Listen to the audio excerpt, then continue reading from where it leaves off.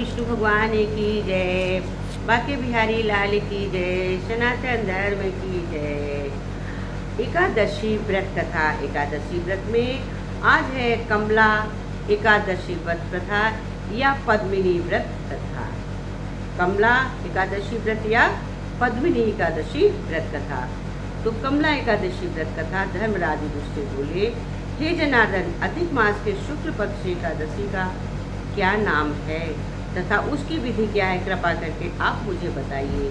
श्री भगवान बोले, राजन, अधिक मास में शुक्ल पक्ष में जो एकादशी आती है वो पद्मिनी कमला एकादशी कहलाती है। पद्मिनी या कमला एकादशी कहलाती है। वैसे तो प्रत्येक वर्ष 24 एकादशियाँ होती हैं।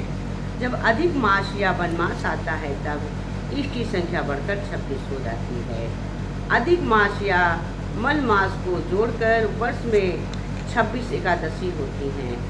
अधिक मास में से 2 एकादशी होती हैं जो पद्मिनी एकादशी और परमा एकादशी के नाम से जानी जाती हैं। पद्मिनी एकादशी या परमा एकादशी या शुक्ल पक्ष एक पद्मिनी शुक्ल पक्ष में और पद्मिनी परमा एकादशी कृष्ण पक्ष में। ऐसा कृष्ण ने अर्जुन से कहा। भगवान श्री कृष्ण ने अर्जुन को इस व्रत की कथा बताई। भगवान कृष्ण बोले, मलमास में अनेक पुण्य को देने वाली एकादशी का नाम पद्मिनी है। इसका व्रत करने पर मनुष्य कीर्ति प्राप्त करके वैकुंठ को जाता है, जो मनुष्यों के लिए भी दुर्लभ है।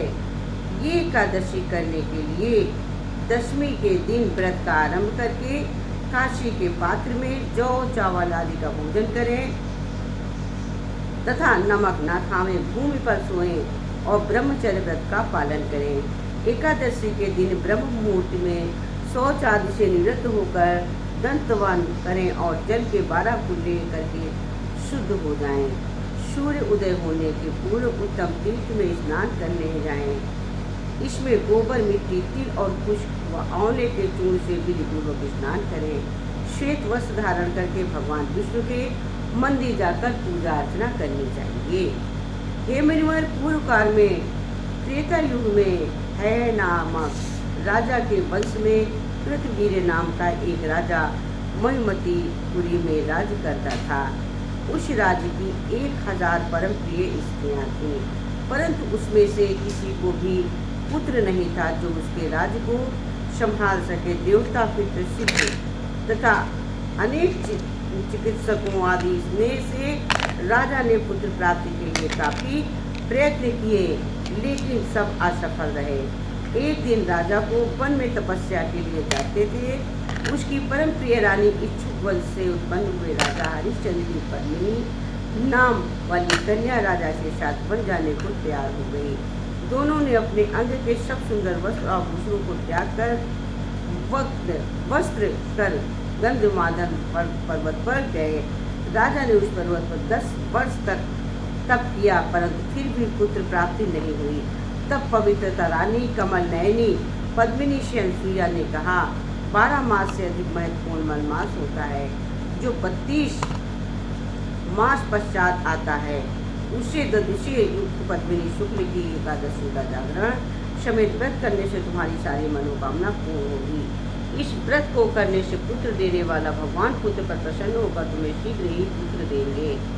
रानी पद्मिनी ने पुत्र प्राप्ति की इच्छा से एकादशी का व्रत किया।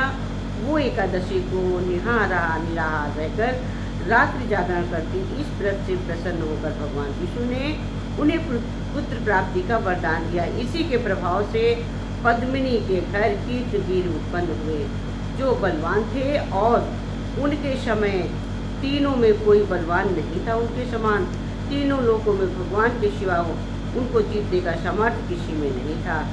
सो हे नारद जी, मनुष्य के मलमास शुक्ल पक्ष एकादशी व्रत का किया। जो संपूर्ण कथा को पढ़ते या सुनते हैं वे यश के भागी होकर विष्णु लोक को प्राप्त होते हैं। बोलो विष्णु भगवान की जय, कृष्ण भगवान की जय, शतानंद स्वामी की जय, बाके बिहारी लाल की जय, पद्मिनी एकादशी व्रत महत्व की जय, एकादशी की जय। बोलो बोलो विष्णु भगवान की जय, सनातन धर्म की जय। लाइक सब्सक्राइब पर मोर।